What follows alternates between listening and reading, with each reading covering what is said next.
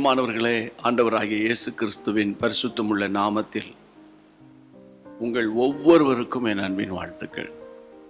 தேவனுடைய அளவற்ற கிருபை மீண்டும் நாம் ஒருவரை சந்திப்பது. ஒவ்வொரு நாள் உங்களுக்கு நேராய் வருகிற கர்த்தர் அருளுகிற ஒரு தீர்க்க தரிசன வார்த்தை என்பதை நீங்கள் மறந்து போகாதீங்க. சில நேரங்களில் கர்த்தர் நம்மை ஆறுதல் படுத்துவதுண்டு, சில நேரங்களில் கர்த்தர் நம்மை பலப்படுத்துவதுண்டு, சில வேளைகளில் கர்த்தர் நம்மை எச்சரிப்பது உண்டு, சில வேளைகளில் கர்த்தர் நம்மை சந்தோஷப்படுத்துவது உண்டு. என்ன சொன்னாலும் அவர் நம்முடைய எஜமான், அவர் என்ன சொன்னாலும் அவர் நம்முடைய தகப்பன். ஆகவே தகப்பனுக்கு தெரியும் பிள்ளைகளுக்கு என்ன தேவைன்னு. இன்னைக்கு உங்களுக்கு என்ன தேவைன்னு அந்த பரம தகப்பனுக்கு தெரியும்.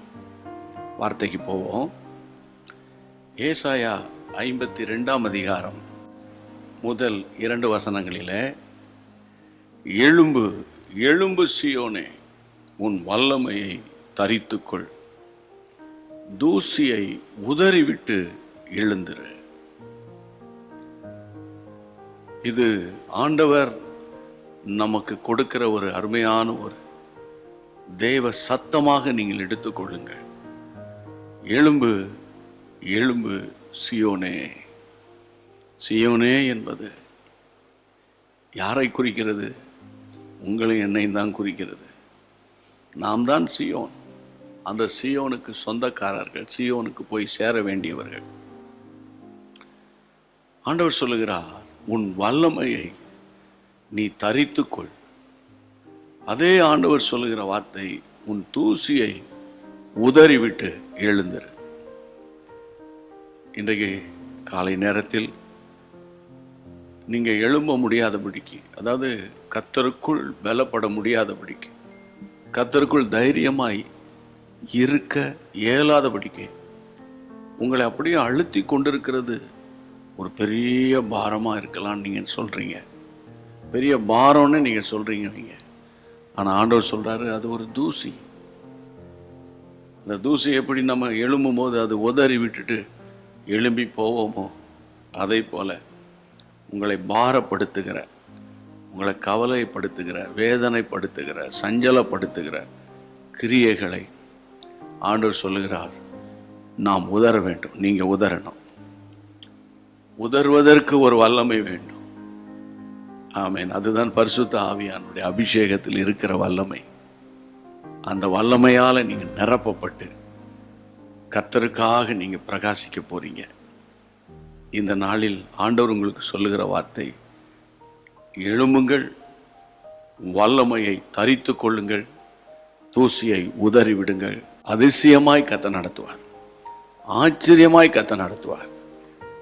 கர்த்தருடைய நாமத்தினால இந்த வார்த்தையை ஒரு தீர்க்க தரிசனமாக எடுத்துக்கொண்டு செயல்படுங்கள். தேவனுடைய கருத்தை நிச்சயம் இன்றைக்கு நீங்கள் காண போகிறீங்க. நீங்கள் கையிட்டு செய்கிற ஒவ்வொரு வேலைகளையும், உங்களுடைய மன விருப்பங்களையும் என் அருமையாண்டவர் நிறைவேற்றப் போகிறார். ஜெபம் பண்ணுவோமா?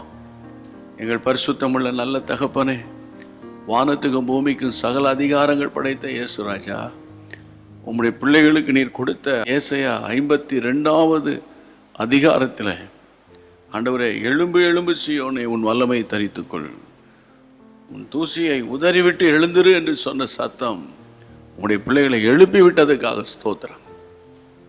எழும்ப முடியாதபடிக்கு இருந்த எல்லா போராட்டங்கள், பலவீனங்கள், சோர்வுகள், பயங்கள், திகிலான காரியங்கள் நீங்கினதற்காக உமக்கு நன்றி.